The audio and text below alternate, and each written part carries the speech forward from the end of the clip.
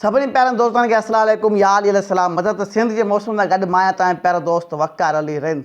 दोस्तों अॼु 24 तारीख़ अच वारे ॾींहुं सिंध के काफ़ी इलाइक़नि में ॾखण जूं तेज़ हवाऊं लॻंदियूं। ॾखण सिंध विचोली सिंध में ऐं उत्तर सिंध जे इलाइक़नि में कुझु हवा जा झटका हूंदा। बहरहाल का अहिड़ी ख़ासि हवा उते नज़र न पई अचे, हिन जे करे उते गर्मी जो ज़ोर हूंदो।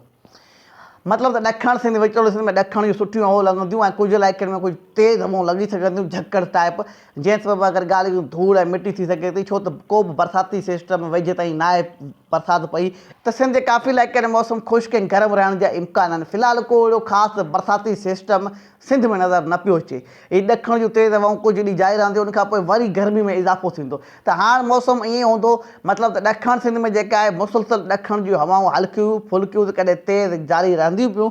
बाक़ी विचोली सिंध में कंहिं टाइम गर्मी हूंदी त कंहिं टाइम जेको आहे ॾखण जी हवा हूंदी आहे। उत्तर सिंध में मुसलसल गर्मी जो ज़ोर बरक़रार रहण जा इम्कान आहिनि। अॼु कुझु इलाइक़नि में हवाऊं कुझु वक़्त ताईं हूंदियूं, उनखां पोइ वरी हवाउनि में जेका आहे मतिलबु रुकावट थी वेंदी, हवाऊं जेके आहिनि बंदि थी वेंदियूं।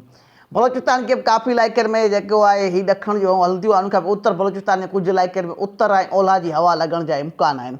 ऐं कुझु इलाइक़नि में मौसम अबला आलूदो हूंदो, ओलह सिंध ओभर बलोचिस्तान में, त उते जेको आहे मतिलबु त गर्मी जो ज़ोर वधीक हूंदो, छो त उते जेके ॾखण जूं उत्तर जूं हवाऊं न लॻंदियूं।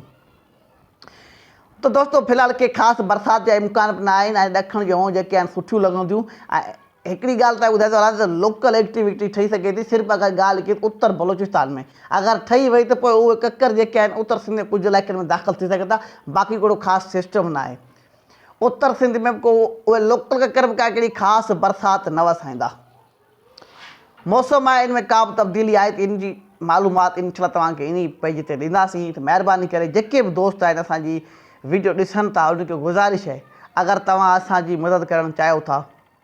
हीअ फेसबुक मां असां हिकु रुपयो बि न आहियूं कमाईंदा, यूट्यूब ते महिनत कयूं पिया, हीअ साॻी वीडियोज़ हिते बि अपलोड कयूं पिया, बहरहाल यूट्यूब ते बि अपलोड कयूं पिया। अगरि थी सघे तव्हां यूट्यूब हलायो था त महिरबानी करे यूट्यूब चैनल खे सब्सक्राइब कयो, उन में असांजी मदद कयो, जीअं उहो चैनल असांजो ग्रो थिए, अॻिते हली असां मोनिटाइज़ करायूं, उतां कुझु पैसा कमाए सघूं। तव्हांजी महिरबानी थींदी। उनजी लिंक मूं पहिरीं कमेंट में ॾेई छॾी आहे। तव्हांजी महिरबानी थींदी आहे। मौसम में का बि तब्दीली आहे, ईद खां पोइ हिकु बरसाती सिस्टम नज़र अचे पियो, अगरि इम्कान वधी विया त उनजी मालूमात जल्द तव्हांखे ॾींदासीं। महिरबानी कर ईद ताईं जेको मौसम आहे ख़ुश्क ऐं गरम रहण जा इम्कान आहिनि।